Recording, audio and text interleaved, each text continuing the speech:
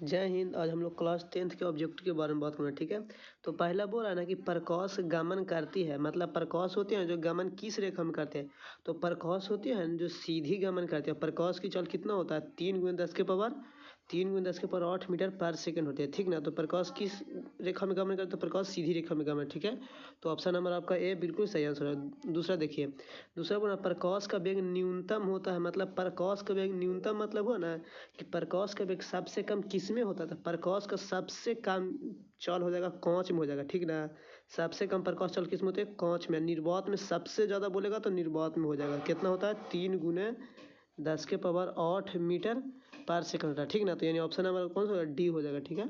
Next देखिए, next बोल रहा है ना मोटर गाड़ी के चालक के सामने लगा रहता है, मतलब मोटर गाड़ी के चालक होते हैं ना, मतलब ड्राइवर साहब, जो ड्राइवर साहब को जो बगल में लगा रहता है ना लेंस पर, उसी दर्पण दिया पूछ रहा कौन सा लेंस दर्पण, तो वो उत्तल दर्पण लगा तो साइड मिरर के रूप में उसी दिया बोल रहा है, और क्या, ठीक ना। ऑप्शन नंबर का बी करेक्ट आंसर है, ठीक है। अगला देखिए, बोल रहा है ना कि मोटर का कार के हेडलाइट, कुछ बोल रहा है हेडलाइट मतलब समझ रहे हैं ना, जो आगे दो लगा रहता है।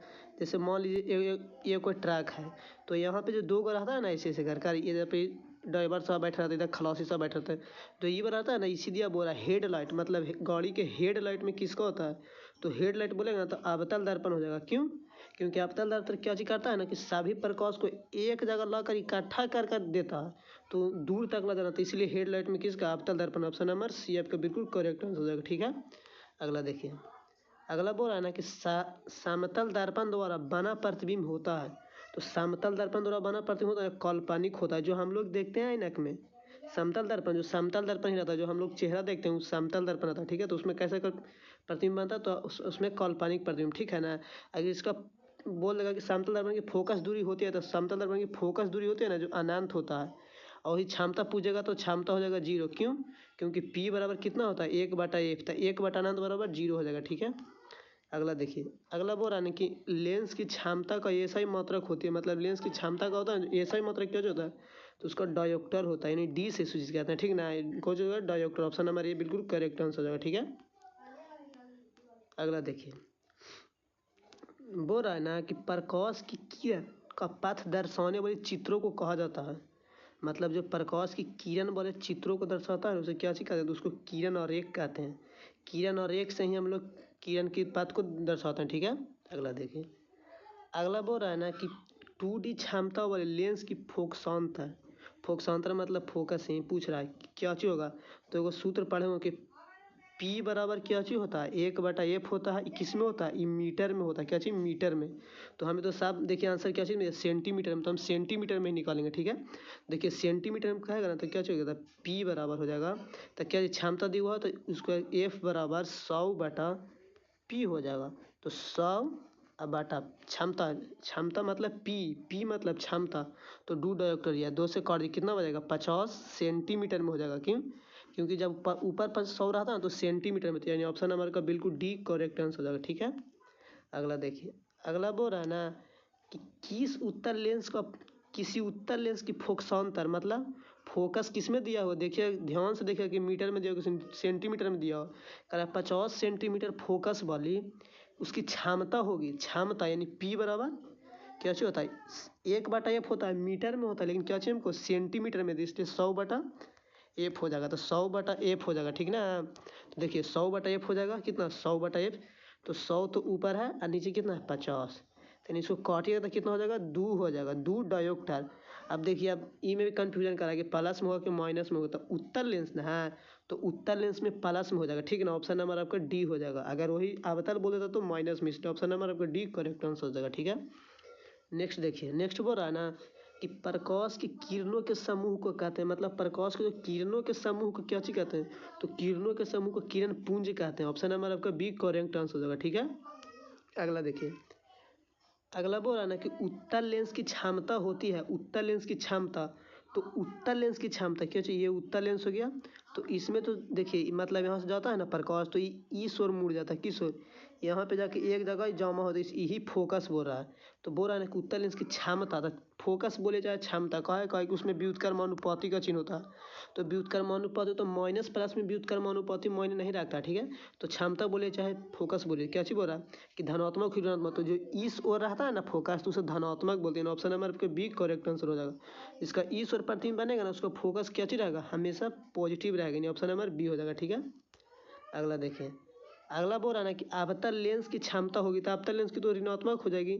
जब उत्तल लेंस की हो गई पॉजिटिव, तो अवतल लेंस की निगेटिव होना ही होना है, ठीक है। अगला देखिए, बोल रहा है ना कि उत्तल लेंस को कहते हैं, उत्तल लेंस, अभी देखें कि उत्तल लेंस को जब हम यहाँ से प्रकाश भेजते हैं तो यहाँ पे एक जगह क्या चीज करता है, जमा करता है।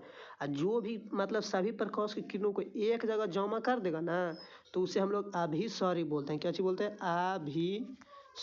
अभिसॉरी लेंस बोलेंगे, ठीक ना। जो एक जगह प्रकाश को, कोई भी हो, उत्तल दर्पण हो, लेंस में हो, जो एक जगह जमा करेगा ना सभी किरणों को, उसे अभिसॉरी बोलेंगे। ऑप्शन नंबर 8 हो जाएगा, ठीक है।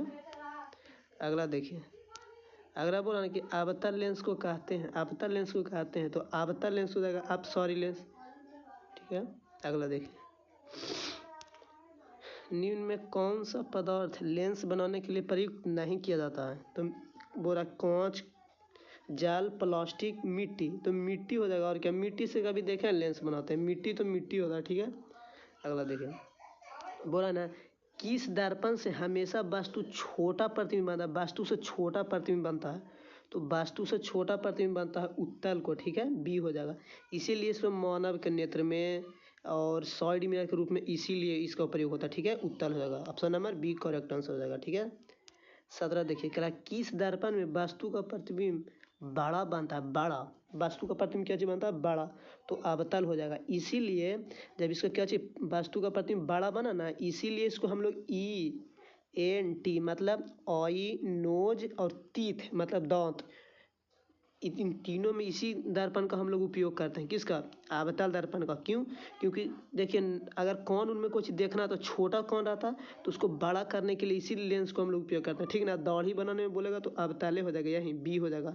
क्यों, क्योंकि वस्तु का प्रतिबिंब होता है जो बड़ा बना देता है, ठीक ना, इसीलिए ऑप्शन नंबर बी हो जाएगा, ठीक है। अगला देखिए, अगला बोला ना कि प्रकाश के परावर्तन के कितने नियम है, तो प्रकाश के परावर्तन के 2 नियम हो जाएगा, 2 2 2, ठीक है, बी हो जाएगा।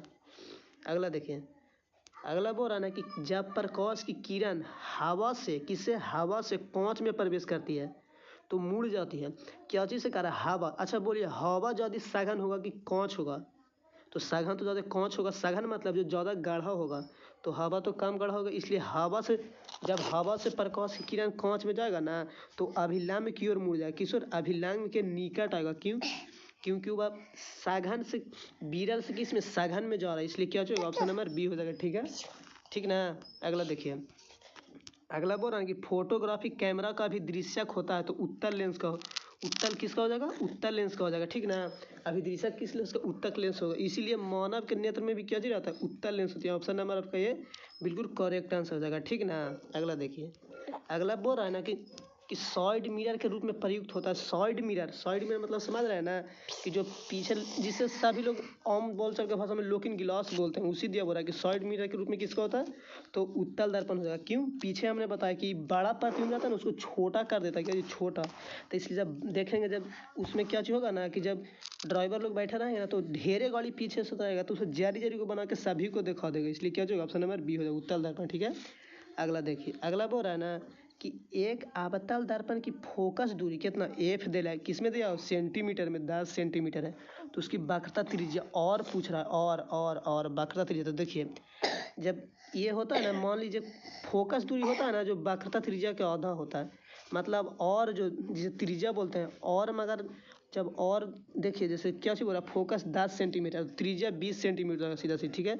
एफ बराबर क्या चीज होता है, ये वाला याद करिए, एफ बराबर और बटा 2 होता है, एफ बराबर और बटा, तो option number B correct answer हो जाएगा, ठीक ना।